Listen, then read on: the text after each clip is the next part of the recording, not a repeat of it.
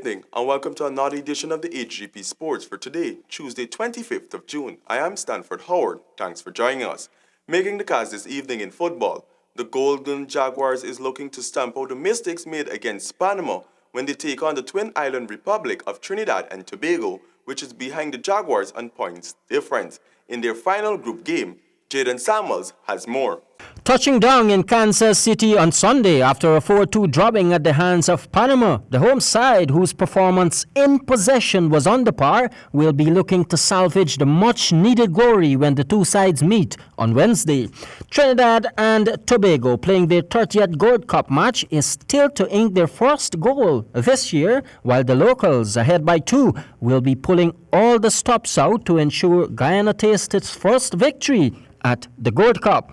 Would there be any changes in the side playing on Wednesday? Coach Johnson says there will be some new inclusions with the hope of them proving to the Guyanese people why they should have played in the two previous matches. Jaden Samuels, HGP Sport. We now switch our attention to some local hockey.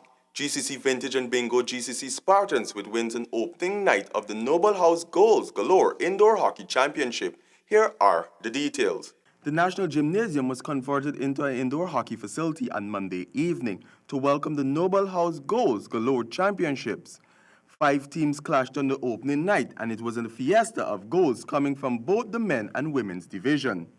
In the men's division, GCC Vintage took on YMCA champs, which Vintage crushed to a comfortable 15-13 win over the youthful champs, with the champs starting the match with 12 goals to Vintage 5. Vintage striker Dwayne Scott took on the challenge and secured a hat-trick in the opening 10 minutes. Patrick Edgell would add a 4th Vintage goal just before the half to leave the scores at 12-9 to YMCA. In the second half, it was more Vintage power as Scott would equal his first half tally with 3 more goals, while John Pang, Alan Fernandez, and Jason Gomes each added singles. In the other results for the men's game, SHC Splinters defeated Bounty GCC 10-9, and YMCA Pace Setters defeated SHC Slick Sticks 12-11. While in the women's division, the first encounter was between Bingo Spartans and GBTI GCC Tigers. The Bingo Spartans began with a 5-goal handicap to the GBTI GCC Tigers 3.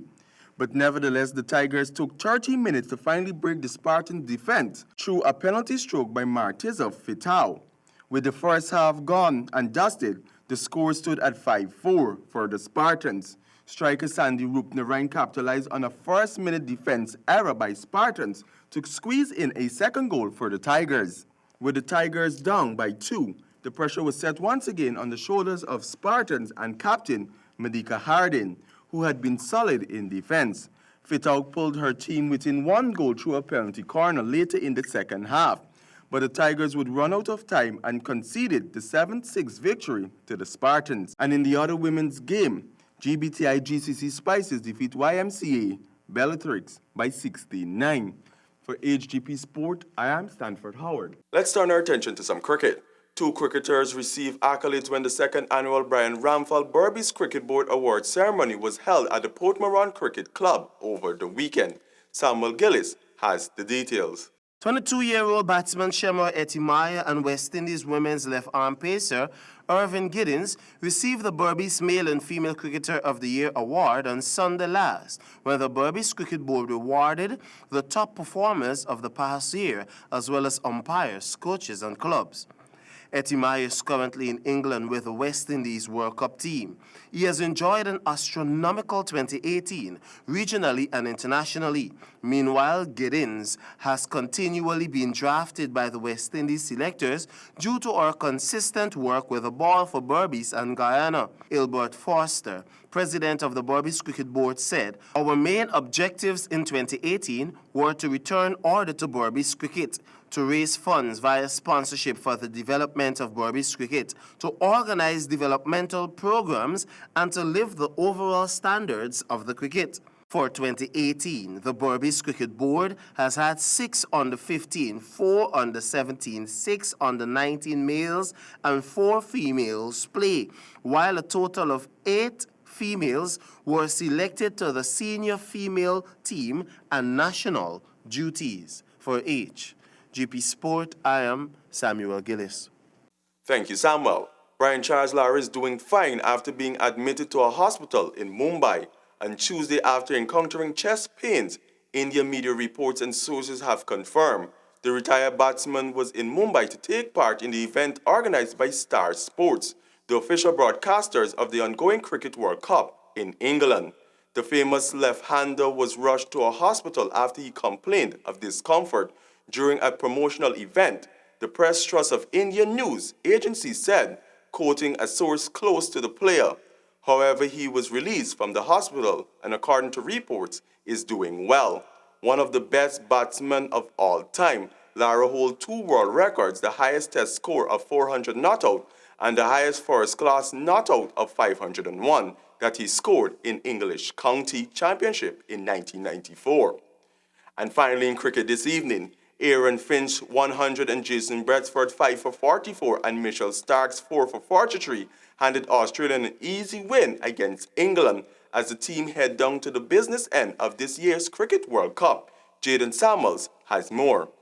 Batting first, Australia's Aaron Finch and David Warner in a no-nonsense mood got things going with runs coming from all round the wicket in their 153 totals. This set the foundation for their 285 total in their allotted 50 overs, which turned out to be too much for the Englishmen on a good day for cricket at Lord's. Bowling to the Australians in this match proved a bit troublesome, with only Chris Woakes picking up 2 wickets while the rest of the bowlers had to settle for 1 apiece. In reply, James Vince was the first to go without scoring, putting his side in early trouble with nothing else of substance to glue a partnership together.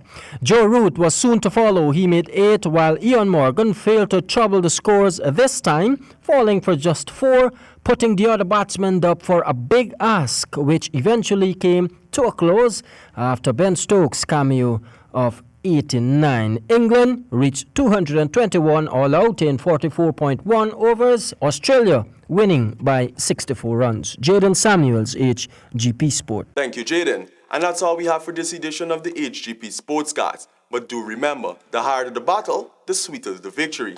I do bid you farewell. Until next time, over to you, Javon. Goodbye.